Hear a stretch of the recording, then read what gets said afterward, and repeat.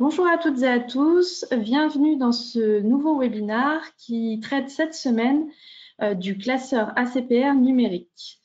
On sait que parfois vous pouvez être soumis à des contrôles de l'ACPR et pour vous prémunir de ces contrôles, nous avons mis en place un classeur ACPR numérique. Aujourd'hui, pour m'accompagner, je serai donc avec Jérôme Speroni, juriste conformité, assurance et mandat à la Fédération. Et il y aura également Jean-Marc Lafin, qui est directeur général Astrée Consultant, qui a donc conçu cette solution et qui nous en fera la démonstration. Comme pour chaque webinaire, n'hésitez pas à nous poser les questions via l'onglet « Questions ». Qui se situe en haut bien souvent de votre écran. Nous tâcherons d'y répondre en séance et si nous n'avons pas le temps, de vous y répondre a posteriori. Donc aujourd'hui, nous traiterons du classeur ACPR qui se modernise. Nous aurons une démonstration et puis nous vous expliquerons les services de la fédération. Avant de laisser la main à Jérôme pour vous parler de ce classeur, nous souhaitions vous poser une petite question concernant du coup votre équipement à l'agence. Est-ce que aujourd'hui vous êtes doté d'un outil de contrôle, enfin en tous les cas peut-être pas un classeur comme on vous le présente aujourd'hui, mais est-ce que en tous les cas vous êtes doté d'un outil dans l'agence qui vous permet voilà, d'être prémuni face à ça. Donc, vous allez voir la petite question qui apparaît. Avez-vous au sein de votre agence un classeur conformité ACPR? Oui ou non? On vous laisse répondre.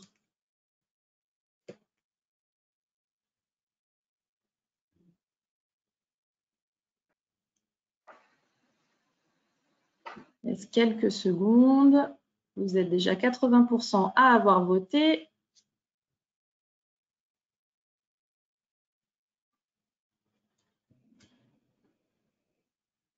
Encore. Donc, la plupart d'entre vous, je vais juste attendre encore 2 secondes. Voilà. Ah, on va clôturer. La plupart d'entre vous, à 64%, ont déjà un classeur ACPR.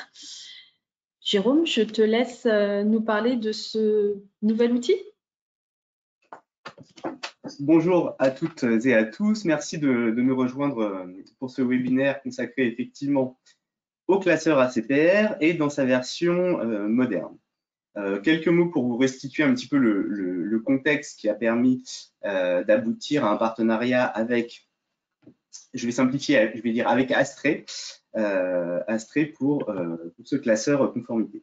Alors, deux petits mots d'histoire. Astrée et AGA travaillent depuis longtemps ensemble, puisque Astrée Avocat notamment est quand même l'initiateur du classeur ACPR. Il est bon de le rappeler en termes d'historique et on va dire de fiabilité de l'offre. Donc nous avions, la Fédération AGA a depuis très longtemps un partenariat. Ce partenariat, il se déclinait aujourd'hui sur notre site sous une forme devenue obsolète, même si la forme va continuer d'exister. C'est le classeur ACPR que vous pouvez télécharger au format PDF. À l'heure actuelle, ce PDF est jugé par la plupart des adhérents qui nous l'ont dit malaisé et malhabile et plus du tout en phase avec les exigences du marché. À cela, plusieurs raisons. L'accroissement réglementaire et la notion de conformité qui va avec font qu'aujourd'hui, il y a une masse de documents à gérer pour être conforme dans une agence d'assurance, et encore plus si elle fait du courtage accessoire, qui doit être gérée. Et le PDF aujourd'hui ne répond plus avec modernité à cette demande. Donc, nous avons repensé avec Astrée notre partenariat. Astrée a développé de son côté cette plateforme numérique et on s'est dit qu'il fallait trouver un bon compromis pour permettre aux adhérents de la Fédération d'AGA d'avoir cet outil et avec quand même une implication d'AGA dans ce classeur. Qu'est-ce qu'on entend y faire? Alors tout d'abord, mais ça c'était vrai avant et ça l'est encore avec plus de pertinence aujourd'hui, ce classeur répond parfaitement aux exigences d'un contrôle de l'autorité de contrôle prudentiel, la CPR. La trame d'un contrôle complet, vous la retrouvez dans le classeur. Les uns et les autres aujourd'hui s'en inspirent, c'est une réalité pratique.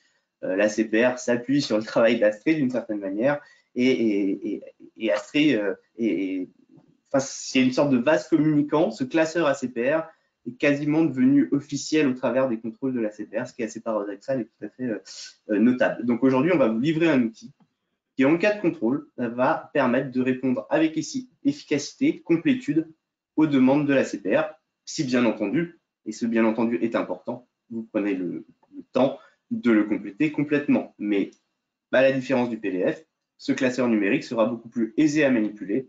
Et vous le verrez, Jean-Marc, la fin vous en parlera, il y a pas mal de fonctionnalités qui permettent tout ça. Donc, 3 petits points avant que je cède la parole. Dans ce classeur, vous allez retrouver les conseils d'Astrée. On a ajouté les conseils d'AGA par pièce, typologie de pièce. Très récemment, Astrée a dit OK à ce qu'on dispose d'une bibliothèque numérique dans le classeur avec les modèles d'AGA, ce qui fait que vous n'aurez plus à aller chercher sur notre site à droite, à gauche. Vous cliquerez, vous aurez un dossier, vous aurez la majorité des modèles. Alors, je vous le dis, on va essayer d'en mettre de plus en plus. Par exemple, sur le RGPD, on ne les a pas encore produits. Ils sont dans les tuyaux, on les ajoutera en temps nécessaire. Et puis, le dernier point, qui est quand même pas du tout négligeable, l'offre aujourd'hui préférentielle aux adhérents d'AGA est à 250 € sur l'année. Voilà, donc répondre à la CPR, avoir un outil efficace, un outil qui vous alertera lorsque vous ne serez pas complètement à jour, un tarif préférentiel. Et moi, si je devais traduire tout cela opérationnellement, j'ai envie de vous dire, c'est vrai que côté agent, les sanctions de la CPR, on n'en a pas beaucoup. Par contre, des contrôles, on en a quand même quelques-uns. Et ils sont extrêmement chronophages pour les agents qui ne sont pas préparés. Et donc, qui dit temps homme, dit argent. Et je vous garantis que si on faisait un petit bilan des contrôles ACPR en agence et le temps homme que les agents ont dû mettre en face, eh bien, je crois qu'ils auraient moins dépensé de sous, en quelque sorte, en ayant un classeur numérique, en appuyant sur un bouton et leur pièce de conformité qui en sortirait. Voilà, je m'arrête là et je passe la parole à Jean-Marc. Très bien. Merci Jérôme. Bonjour à tous. J'attends que Aurélie me passe la main pour faire la démo. Je fais ça tout de suite. Voilà. C'est à vous de jouer. OK. C'est bon, normalement. Parfait. On voit tout. OK. Donc, je vais démarrer en fait la présentation faite en. Alors, là. Donc, en quelques mots, donc qui nous sommes, Jérôme l'a introduit. En fait, nous sommes la même société, Astrée Avocat, Astrée Consultant, et puis Bicélem, Astrée Solutions. On travaille dans un continuum, je veux dire, d'activités de services auprès des intermédiaires. Donc, nous, on a fait le constat, notamment dans le cadre de nos missions préventives de conformité réglementaire, mais aussi au niveau du curatif fait par Astrée Avocat.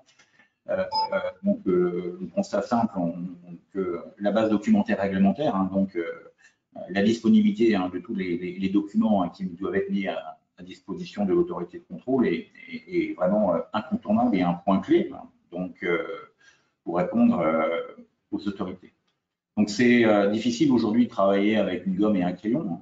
C'est notamment encore beaucoup plus difficile depuis l'entrée en vigueur de la directive distribution, puisque les justificatifs, notamment de formation, en fait, sont nombreux à fournir. Donc, base documentaire réglementaire, si on prend tout son périmètre, c'est plusieurs dizaines, facilement une centaine de documents. Donc ça, c'est pas facile à gérer, surtout de façon dynamique. C'est pas facile à gérer de façon dynamique. C'est que ce qu'on constate aussi, c'est que vous avez, on travaille avec un certain nombre de vos confrères, ils ont fait l'effort à un moment donné, en fait, de se mettre en conformité, de construire cette base documentaire réglementaire, ce classeur ACPR. Et puis après, ça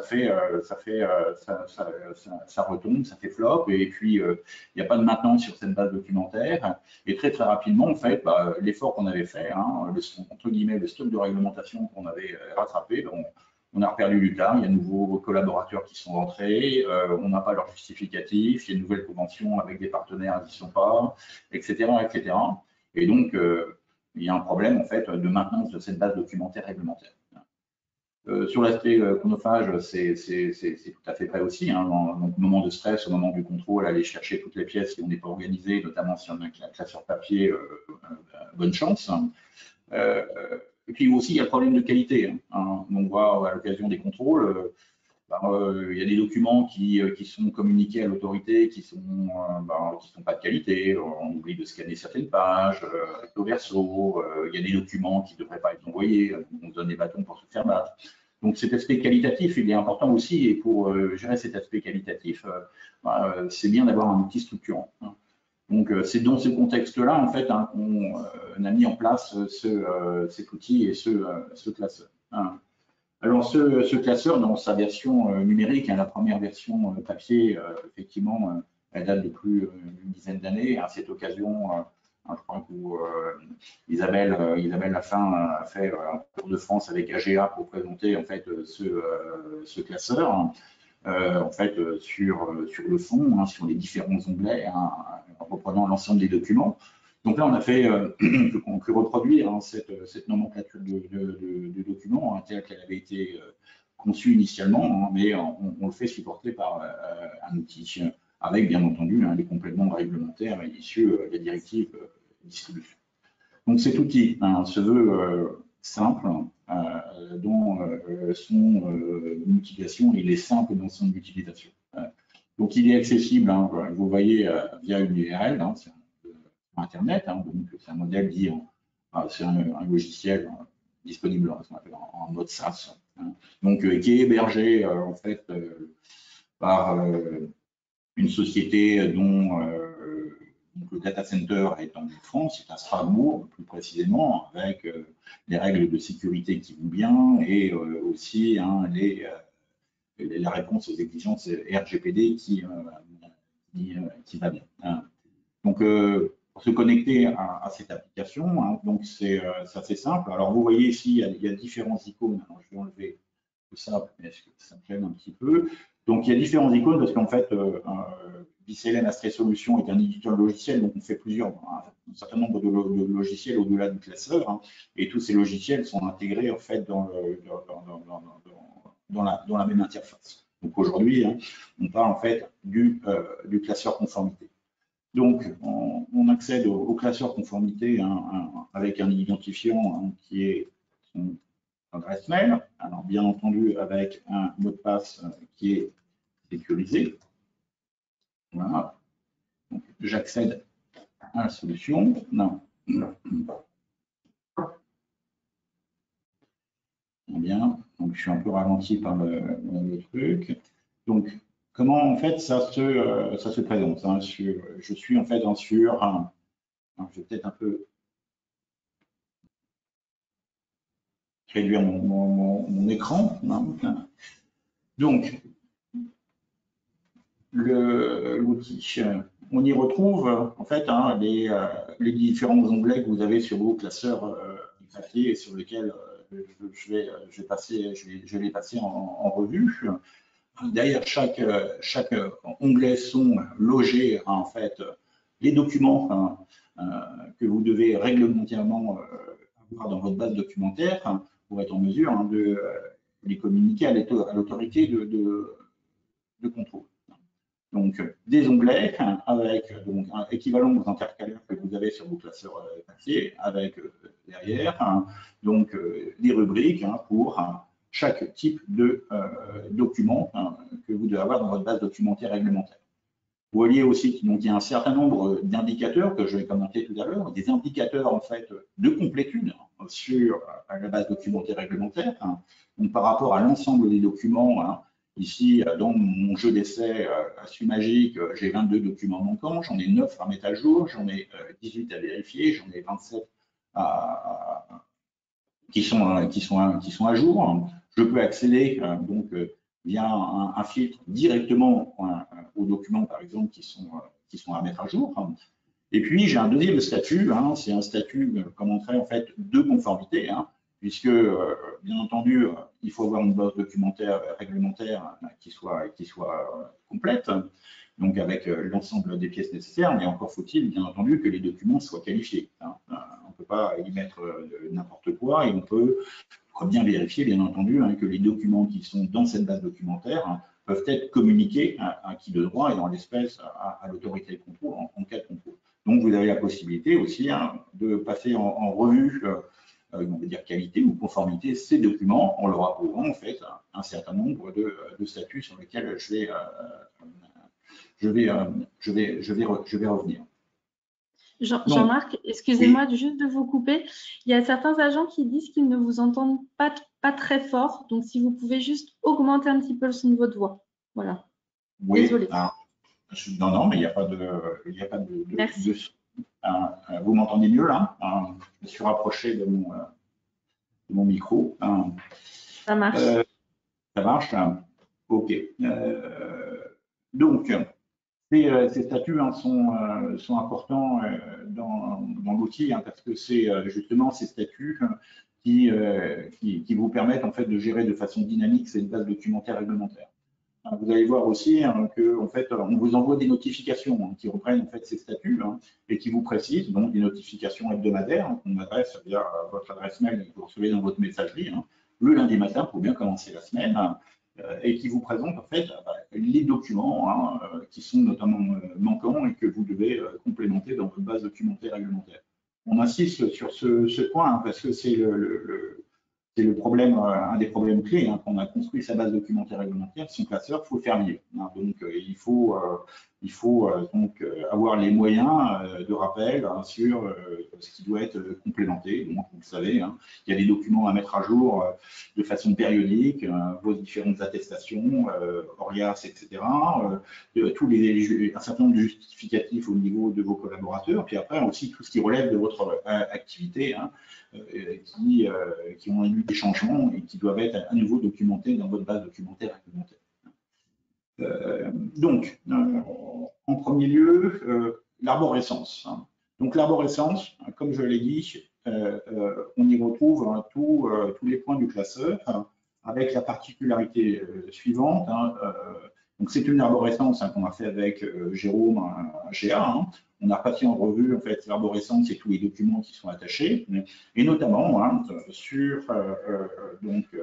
le classeur AGA. Donc, on a positionné les modèles de documents que je commenterai tout à l'heure, que vous pourrez en fait télécharger directement et qui vous permettront en fait de complémenter votre base documentaire réglementaire avec l'assistance d'AGA. Vous voyez aussi en fait qu'on a des conseils, donc on a des conseils qui apparaissent en fait dans des petites fenêtres. On a donc des conseils au niveau de chaque document, donc des conseils AGA qui sont précisés ici, et puis des conseils de base, donc d'Astrid Avocat, sur les documents, les précisions qui doivent être apportées en fait sur chacun des documents et quel est le document à rechercher et les raisons pour lesquelles il faut positionner ce document. On a aussi des commentaires au niveau en fait de chaque onglet, plus généraux, qui en fait reprennent en fait les principales exigences réglementaires. Donc des conseils à deux niveaux, au niveau de chaque onglet et au niveau de chaque document. Ensuite, passons directement au mode opératoire. Donc, au mode opératoire pour télécharger un document. Donc, c'est quelque chose de simple, comme sur n'importe quel. Alors, je vais aller ici, tiens, je vais prendre ça. Donc, dans n'importe quel outil, vous allez chercher en fait sur votre ordinateur, sur votre serveur, en fait, le document pour le télécharger. Il y a des dates qui sont gérées en fait sur les documents, notamment en fait selon la nature des documents. Il y a des documents qui sont en fait pérennes, qui n'ont pas de date de fin. Mais il y a des documents qui doivent être revisités, qui doivent être aussi réinjecter dans la base documentaire, par exemple, chaque année, donc, par exemple, votre attestation ORIAS. Et puis, il y a des documents tels que les attestations de formation aussi, qui peuvent être mis au moins une fois par an sur chacun des collaborateurs. Donc, c'est la raison pour laquelle on a un système de gestion des dates, à préciser ici, et ce système de gestion des dates qui nous permet en fait de gérer les indicateurs que j'ai montrés au départ. Donc, si je reprends ma base de démonstration, donc différents onglets. Donc, l'onglet statut organisation, dans cet onglet, vous allez trouver en fait tous les documents afférents en fait à votre organisation, que ce soit CABIS ou organigramme, mais aussi tout ce qui correspond aux pièces justificatives associées à l'ORIAS. Donc, des pièces qui relèvent en fait de votre statut d'agent, mais aussi des pièces qui relèvent de votre statut de courtier, quand vous êtes courtier à titre accessoire, notamment ici on voit le tableau de la suivi de la garantie financière qui est particulier en fait à votre statut de courtier. Quand on a chargé ces documents, donc bien entendu, ces documents, on peut les visualiser, ça c'est, mais on peut aussi bien entendu les télécharger. Je vous montrerai tout à l'heure en fait que ces documents peuvent être aussi téléchargés et ensuite exportés en masse. On peut exporter l'intégralité de son classeur avec un simple clic. Les statuts, donc comme je vous disais, deux statuts, des statuts de complétude et de conformité. Donc sur ces statuts, en fait, on gère tout un historique. Donc on voit en fait tout un historique, à quelle date on a chargé le document initial, dans quel statut il était, quelle est la personne qui l'a fait, et puis on historise en fait tous les changements de statut qui peuvent intervenir sur le document. Donc ça, c'est un point essentiel lorsqu'on est plusieurs à intervenir sur la base documentaire réglementaire. Et c'est aussi quelque chose qui peut être intéressant dans le cadre d'un donc la modification des statuts, soit elle est faite automatiquement donc par le logiciel quand des documents arrivent à leur date de fin. Donc là, dans les notifications, on vous prévient une semaine avant qu'un document va arriver à sa fin et doit être renouvelé une semaine avant. On vous prévient. Et ensuite, donc, on va pouvoir jouer en fait sur les statuts. Donc, documents à jour, documents vérifiés, documents obsolètes ou, dans certains cas, documents non applicables. Alors, ça pourrait être documents non applicables, par exemple, sur le tableau de garantie financière. Pour ceux, en fait, qui sont inscrits à l'ORIAS juste sur le statut d'agent en général qui ne font pas de courtage, ils n'ont pas besoin, en fait, de ce document. Donc, pour éviter qu'il y ait des notifications qui vous rappellent que ce document doit être complété dans la base documentaire, que ça vous soit notifié, vous pouvez, mais à ce moment-là, mettre non applicable. Ensuite, statut en fait de conformité. Donc ce statut, soit vous pouvez l'ignorer, soit en fait, c'est toute une organisation du travail. Vous pouvez déléguer à quelqu'un dans votre cabinet en fait le chargement des documents, de telle manière à ce que vous ayez votre base documentaire réglementaire qui soit à jour. Et puis après, vous pouvez déléguer à une personne ou le faire vous-même. À les faire en fait ce contrôle de qualité ou ce contrôle de conformité en allant inspecter chacun des documents de telle manière à être sûr que le document, dans sa forme et dans son fond, il est à jour et répond aux exigences réglementaires. Parce que bien entendu, quand vous communiquez des documents à l'autorité de contrôle, vous devez toujours prendre la précaution de vérifier les documents qui sont envoyés à l'autorité.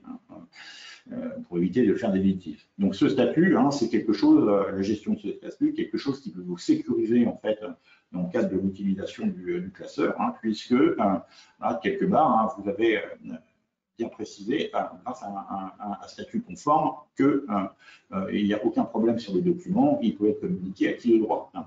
Donc plusieurs statuts, un statut conforme avec réserve, hein, sur lequel on pourrait par exemple dire, voilà, attention, il y a un problème de mention légale, hein, ou attention, documents non signés, etc. etc. Hein. Donc ça, c'est quelque chose que vous pouvez relever sur le classeur au niveau de chaque document, hein, de telle manière à monter en qualité. Et puis, bien entendu, il y a aussi le statut non conforme. Ça veut dire que dans ce cas de figure, hein, le document qui a été chargé n'aura peut-être pas dû l'être, hein, puisqu'il ne répond pas du tout aux attendus. Hein. Donc, ce serait, par exemple, quelqu'un qui s'est trompé sur un document, sur un justificatif de capacité professionnelle et qui a envoyé un document qui n'a rien à voir avec une attestation de fonction, un certificat de travail, un diplôme ou un relevé de stage. Donc, la gestion de ces statuts, hein, est quelque chose d'important pour avoir non seulement une base documentaire complète, hein, mais aussi une base documentaire réglementaire qui soit conforme, hein, à tout moment. Hein. Donc, je reprends la présentation des différents onglets. Hein.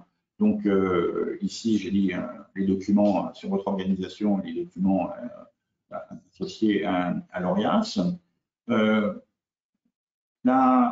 L'onglet salarié, alors comme vous le savez, hein, c'est une exigence, les exigences réglementaires, hein, qui portent sur les salariés sont des exigences fortes pour l'autorité de contrôle, hein, notamment tout ce qui relève en fait de votre capacité professionnelle, puisque vous êtes une profession réglementée, hein, d'ailleurs comme nous au niveau des avocats. Hein.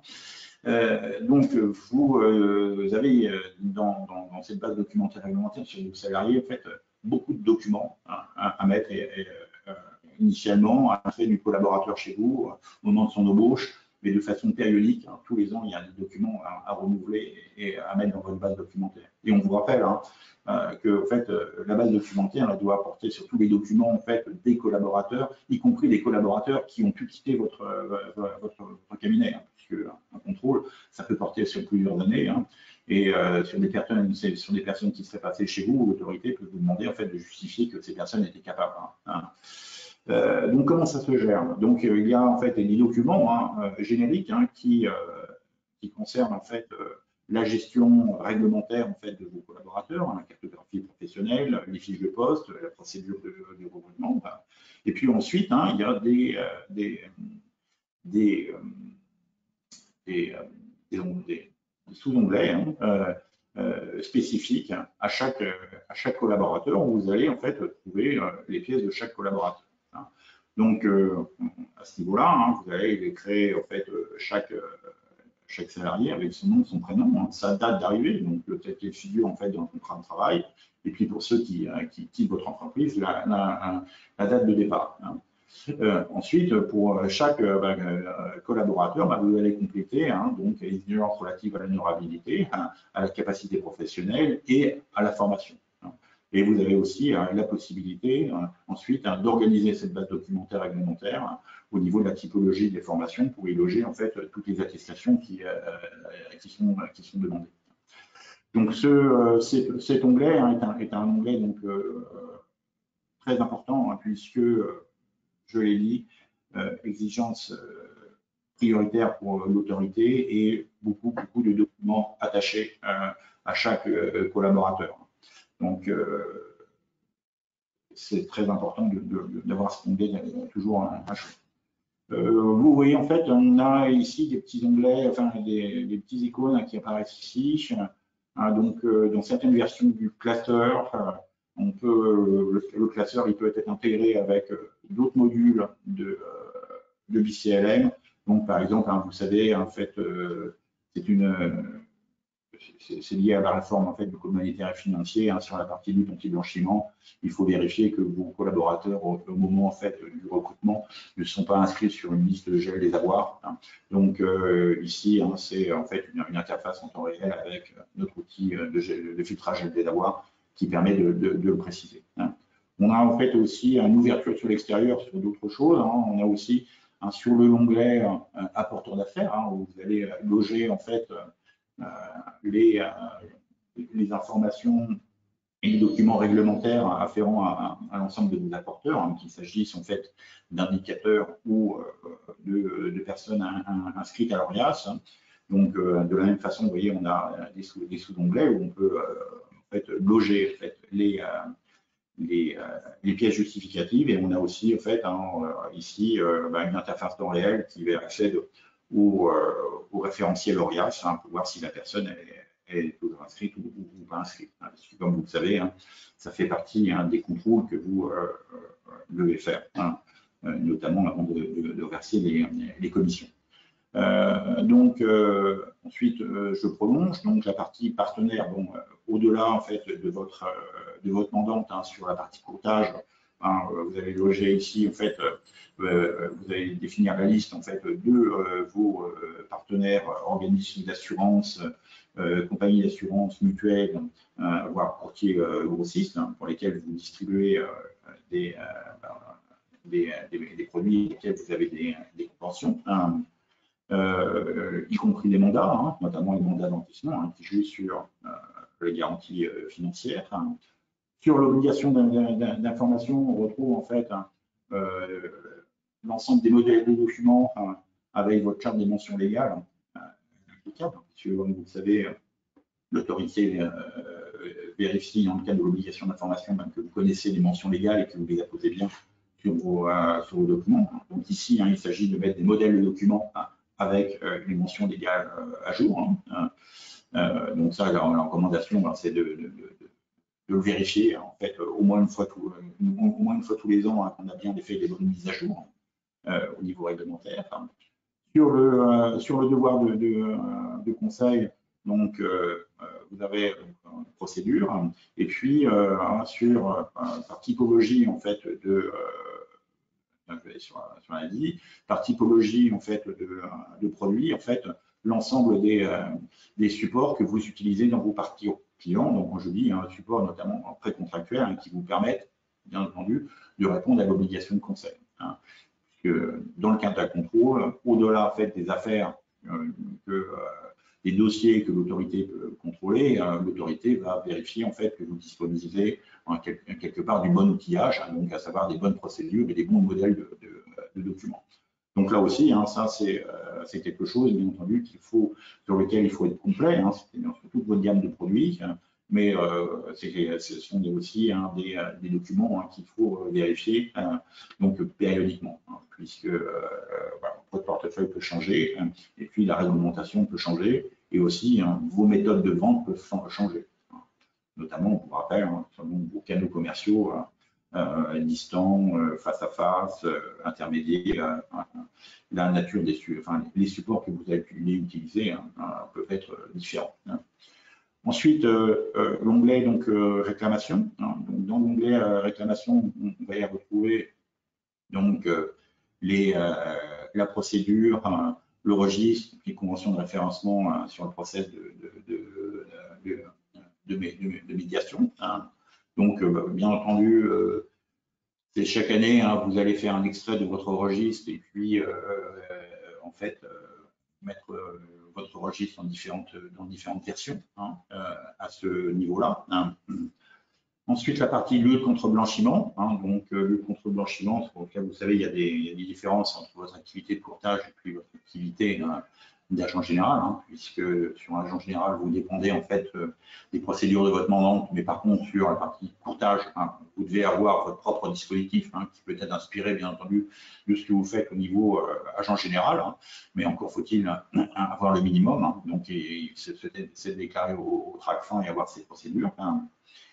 Sur la partie protection des données dont on parlait tout à l'heure, et pour lequel vous aurez en fait des modèles de documents, hein, il y a donc, vous savez, la réglementation a changé, il n'y a plus d'autorisation ni à faire. La réglementation aujourd'hui, factuellement, pour vérifier que vous êtes conforme, va vous demander en fait votre registre, hein, donc registre de traitement, hein, donc appelé registre RGPD, puis la procédure qui va bien avec les mentions légales que vous êtes censé disposer hein, sur l'ensemble des documents qu'on a vus ici. Hein. Donc la partie protection des données,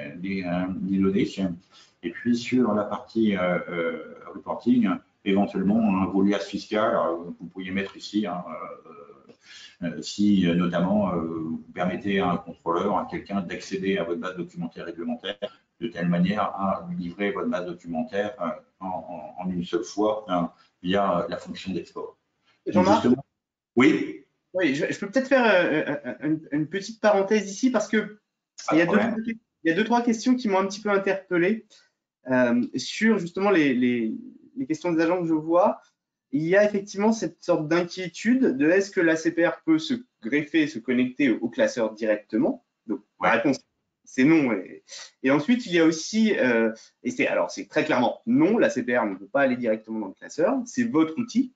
Et puis, il y a aussi des questions autour de la notion de confidentialité. Alors, vous pouvez peut-être… Alors, évidemment, toutes les données sont confidentielles. Et puis, je me dis que c'est peut-être le moment quand même d'expliquer peut-être les règles d'hébergement des données, etc., qui semblent inquiéter un petit peu nos auditeurs.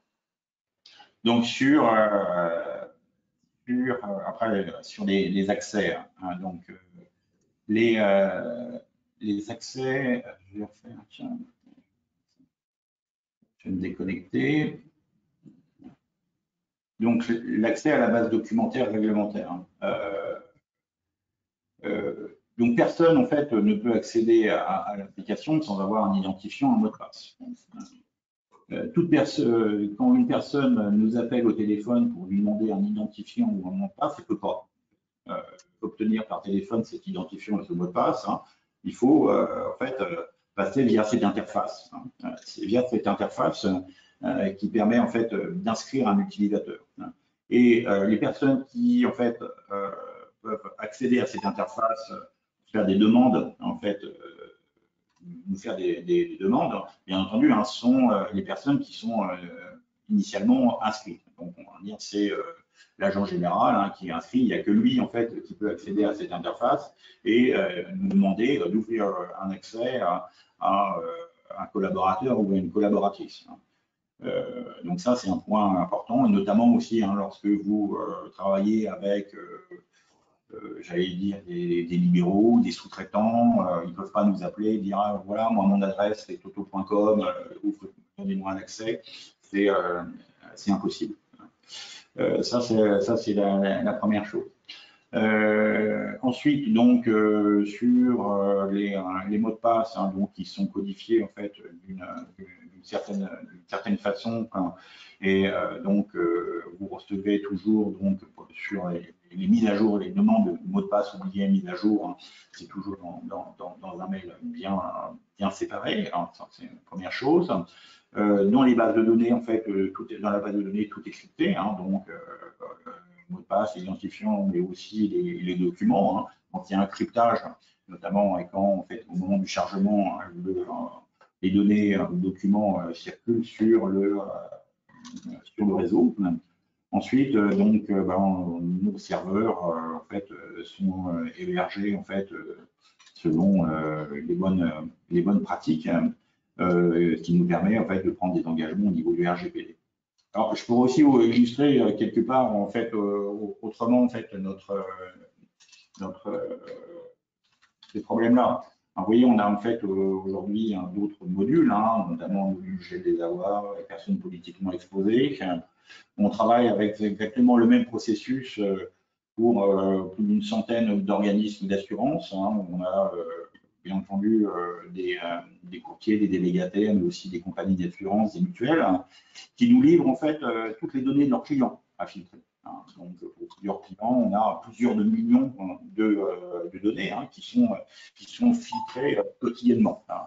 Donc, c'est vraiment leur portefeuille hein, qui nous communique hein, via en fait cette interface, via ce process.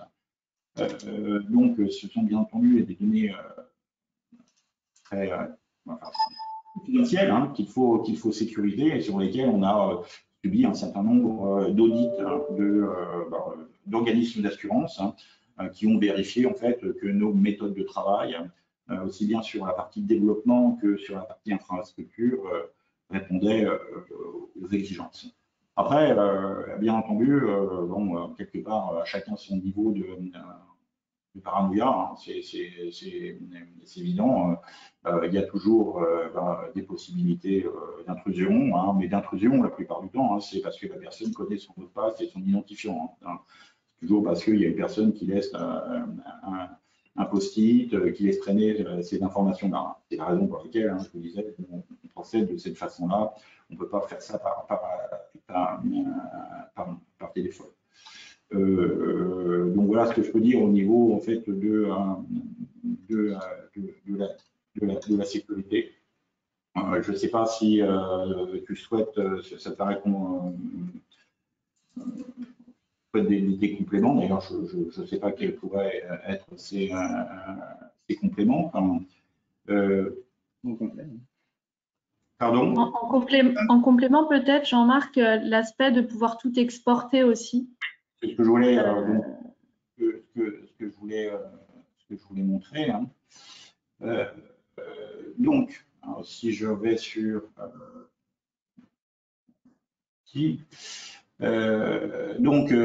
exporter mon classeur, hein, donc se retrouve ici, hein, 2 fois.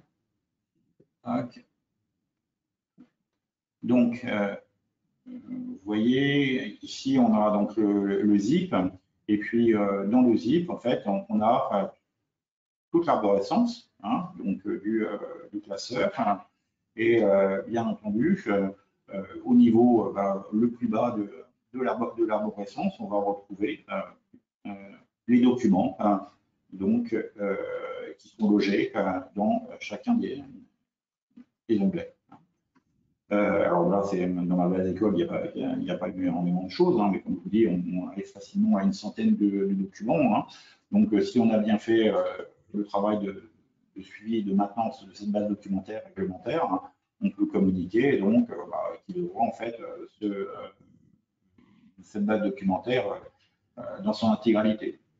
Ça vous permet aussi, hein, donc, bien entendu, en termes de réversibilité, hein, pour ceux qui en fait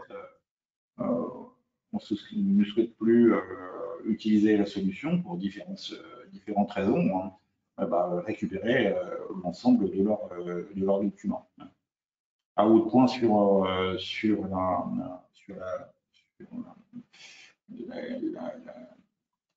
la description, j'allais dire, des documents. Hein, donc, vous pouvez supprimer vous-même vos documents. En tous les cas, nous, on n'intervient absolument pas sur ce point-là, sauf pour nos clients en fait qui souhaitent ne plus souscrire. Hein. Aujourd'hui, on a une centaine de clients, hein, sur le classeur aussi. Hein.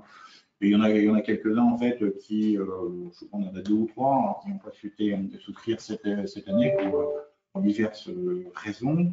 Et donc, bien entendu, hein, une fois qu'ils ont récupéré les documents, on ferme l'application et puis on supprime l'espace avec toutes les pièces.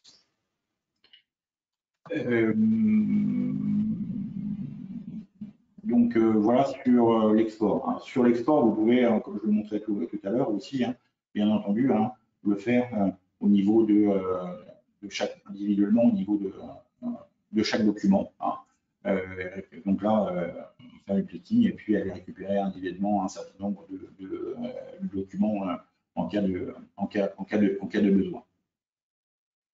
Sur ensuite dans l'interface, donc j'oublie de vous montrer. Alors c'est sur ma messagerie, je l'ai rangé tout à l'heure. Hein, donc vous avez donc un système de notification.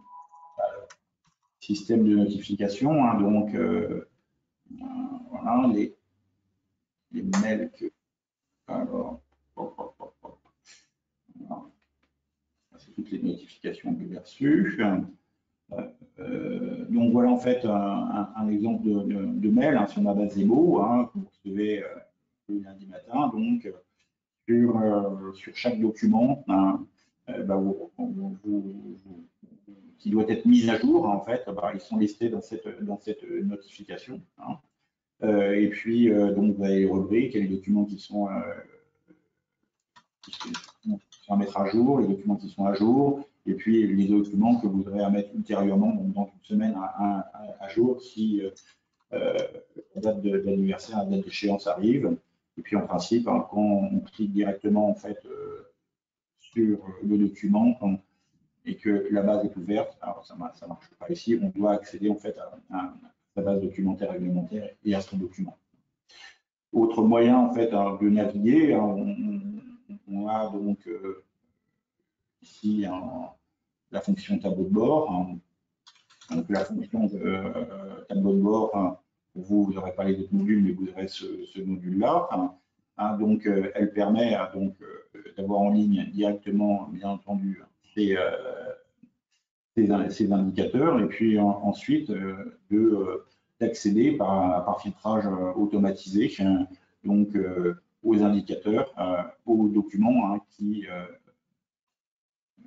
c'est un indicateur. Donc là, hein, j'ai un filtre qui s'est affiché hein, sur les documents qui sont mis à jour, et dans mon arborescence, hein, je vois en fait l'intégralité des documents qui doivent être mis à jour. Hein, donc je peux travailler directement à ce niveau-là.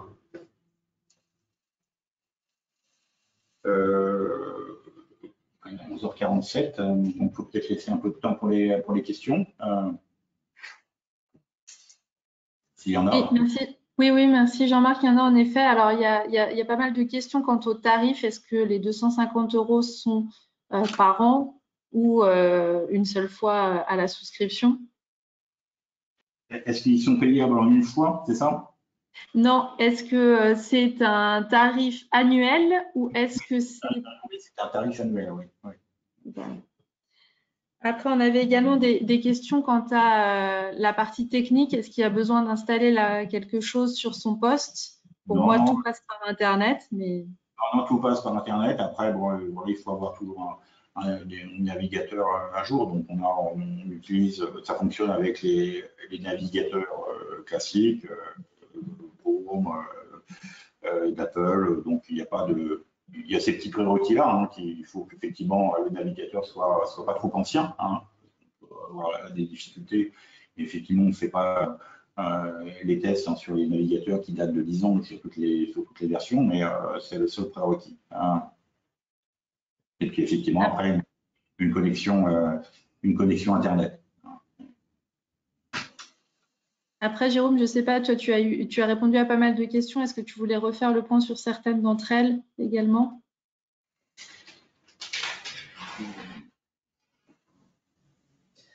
Alors attendez, je les scroll rapidement parce qu'effectivement elles sont plus sur le fonctionnement du classeur, etc. Donc Jean-Marc a répondu à la plupart d'entre elles.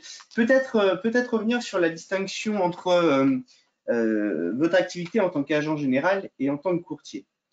Donc beaucoup demandent, est-ce qu'il faut 2 classeurs, est-ce qu'il faut 2 outils, comment je gère? Alors, première chose, encore une fois, l'objectif est de répondre le plus efficacement possible à vos problématiques de conformité, et notamment dans le cadre d'un contrôle ACPR. Les contrôles ACPR, pour la plupart de ceux que nous voyons passer, vont se focaliser soit sur votre activité, votre exercice en tant qu'agent, soit sur votre exercice en tant que courtier. Il arrive parfois que le contrôle porte sur vos 2 activités. Ce qui veut bien dire que ce sont 2 activités complètement différentes finalement, qui vont nécessiter chacun leur propre classeur conformité au sens propre du terme. Je m'explique. Sur la lutte anti-blanchiment, dans votre qualité d'agent général, la responsabilité est portée principalement, sauf sur les salariés comme Jean-Marc vous l'a rappelé, mais est portée, l'obligation légale est portée par votre entreprise mandante. Mais vous allez devoir mettre en œuvre les directives de votre entreprise mandante en matière de LCBFT. Donc, si je prends l'onglet lutte contre le blanchiment, le conseil AGA va être de mettre, par exemple, si vous avez des directives LCBFT de vos mandantes, mettez-les classeur côté agent, directive LCBFT. Et ça vous fera déjà, on va dire, une première réponse à un niveau de conformité sur le sujet. En tant que courtier, c'est complètement différent. Vous portez pleinement et en pleine responsabilité les obligations de lutte contre le blanchiment des capitaux. Donc, vous voyez bien que vous allez devoir disposer de réponses différentes selon votre casquette. Donc, oui, ça conduit à créer 2 classeurs conformité différents pour chacune de vos activités. Après, en termes d'outils et d'acquisition notamment de l'outil, c'est tout à fait gérable au sein d'un seul accès. Mais en termes de praticité, ça sera un peu moins. Après, c'est à vous de voir quel investissement vous voulez mettre dans le classeur. Je vous dirais que tout dépend aussi du volume de votre activité en courtage. Il y a certains agents qui ont des activités relativement importantes. Hein. On met de côté ici les problématiques d'accessoires ou non du courtage, pour qui un classeur complet, je pense, serait nécessaire. En revanche, pour peut-être la majorité, je pense que l'outil là permet de bien gérer les 2 activités au sein d'un seul accès. Voilà, par exemple, donc sur cette question-là, il est tout à fait possible de gérer avec cet outil vos 2 activités. En revanche, ne mentons pas, si votre courtage a une dimension importante, etc., je pense qu'il sera beaucoup plus confortable d'avoir peut-être 2 outils ou 2 accès. Jean-Marc, peut-être vous voulez rajouter quelque chose sur ce point? Tu veux rajouter, pardon? Ouais, donc en fait, après, moi, je pense que c'est ça, ce sont des choix qui appartiennent à l'agent général. Effectivement, ça dépend de son activité, son organisation. Hein. C'est comme l'histoire des cartes de visite, hein, où est-ce qu'on met tout sur sa carte de visite, ou fait une carte de visite agent ou courtier. Hein. Chacun se détermine par rapport. Il y a des avantages et des inconvénients dans les différentes solutions. Donc nous, on a tous les cas de figure. Hein. Aujourd'hui, on a déjà équipé certains de vos confrères, hein, donc qui sont agents généraux. Hein. Donc on a certains qui utilisent un classeur. Parce que bon, ce qui est important, hein, c'est que le classeur il concerne en fait un numéro ORIA, c'est un numéro de structure. Hein. Donc ça, c'est un premier élément tout le temps. Donc ils gèrent à la fois leur activité d'agent général et puis il faut de courtage accessoire ou très accessoire. Et il y en a qui font, comme tu viens de le dire, Jérôme, hein, qui ont en fait 2 classeurs, parce qu'on peut accéder effectivement à plusieurs structures. Et puis bon, bien entendu, pour ceux qui ont logé l'activité de courtage dans une structure bien particulière, la question ne se pose pas, parce que là, effectivement, ils ont bien 2 classeurs. Donc je crois que c'est des questions effectivement un peu d'organisation, et puis bon, le poids de l'activité il est important. Hein.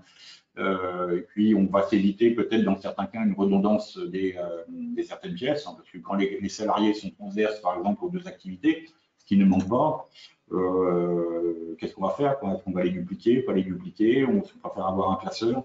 Il y a ces questions-là aussi, hein, qui rentrent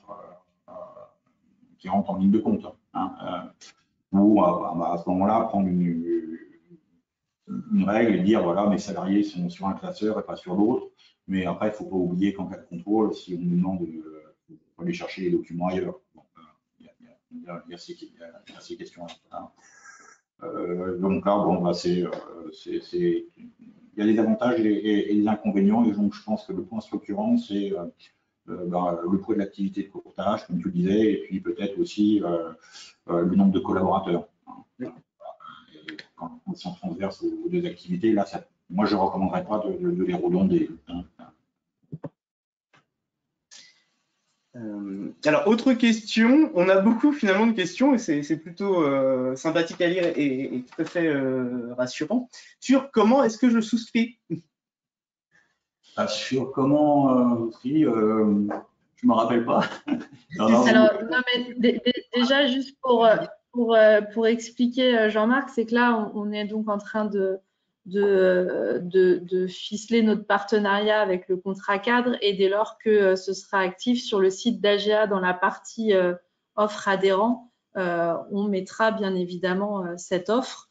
Ouais. Et en tout état de cause, pour la partie Astrée, je vous laisse la main.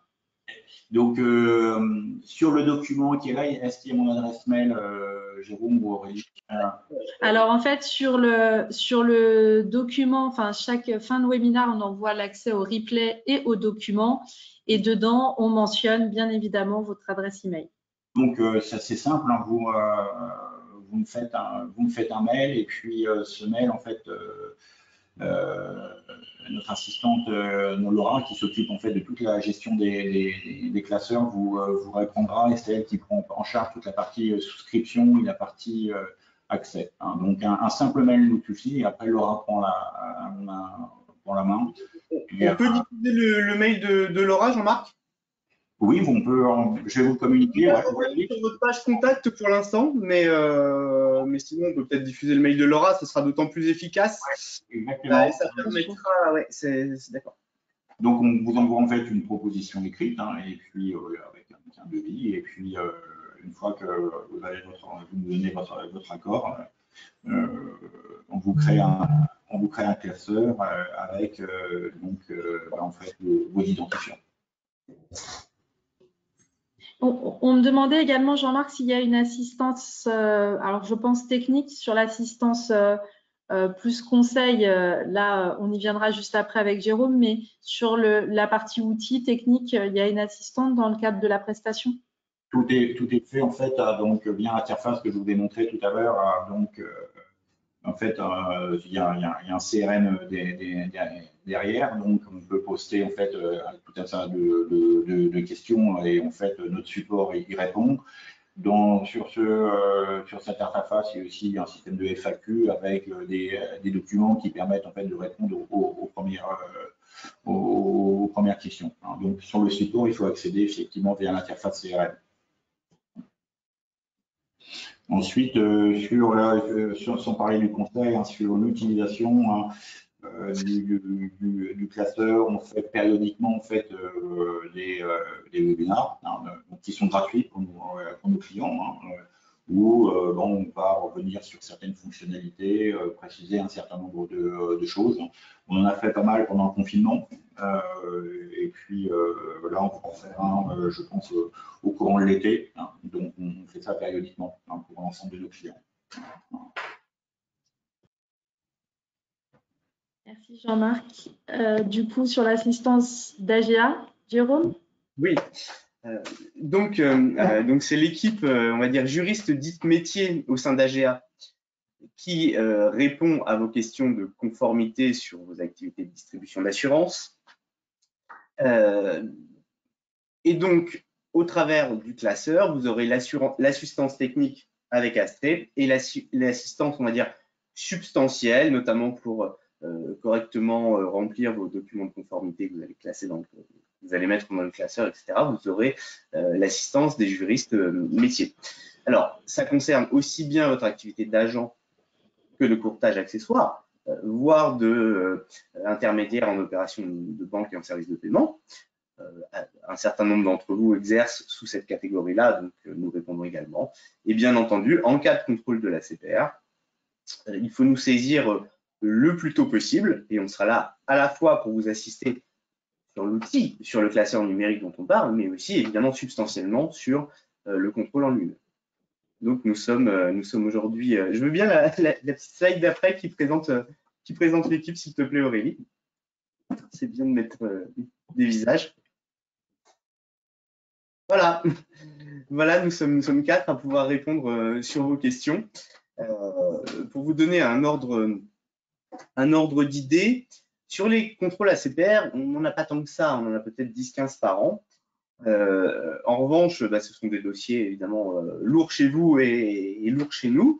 Donc ça, c'est un petit peu la volumétrie. Et il y a toujours un gap de conformité qui n'est à ce jour encore jamais sanctionné par la CPR avec votre casquette agent, hein, agent général. Ça n'existe pas une sanction de la CPR d'un agent général. En revanche, des écarts de conformité lors de ces contrôles ACPR, il y en a.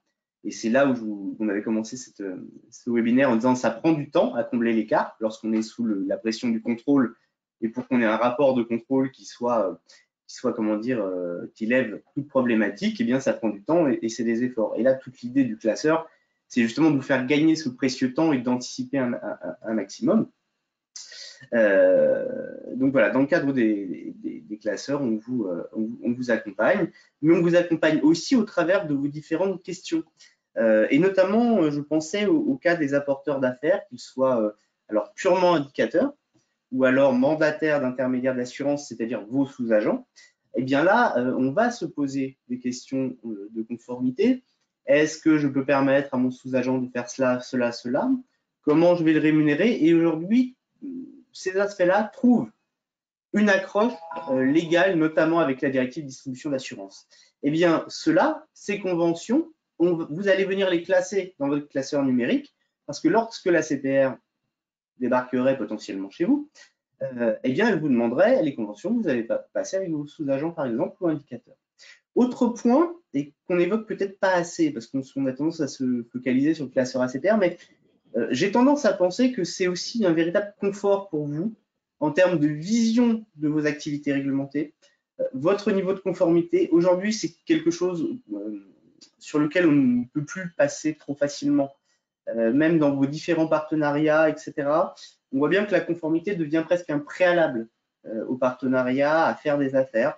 Donc, je crois que l'aspect contrôle existe, l'aspect vous sécuriser, dormir tranquillement, c'est important. Et puis, il y a aussi tout l'aspect, et y compris avec votre casquette d'agent général, hein, je ne pense pas qu'au courtage accessoire lorsque je dis ça, mais sécuriser votre pratique pour vos partenaires. Et le premier d'entre eux, votre entreprise mandante. C'est sans doute regrettable, mais on voit de plus en plus les entreprises mandantes, par exemple, mettre la pression sur le respect de vos 15 heures de formation DDA pour vous-même et vos collaborateurs. Il y a une immixtion dont AGA sera vigilante à ce qu'elle ne soit pas trop forte, mais en revanche, c'est une tendance de fond, elle est lourde et je ne vois pas comment elle irait en décroissant. Donc, si vous voulez, je crois qu'avoir un outil moderne, performant, avec ce que permet Internet, est vraiment une bonne idée, franchement. J'ai pas de doute en fait sur ce sujet-là. Voilà, peut-être pour moi, ce sera le mot de la fin. Merci pour ce mot parce qu'il va en effet falloir que nous clôturions ce webinaire.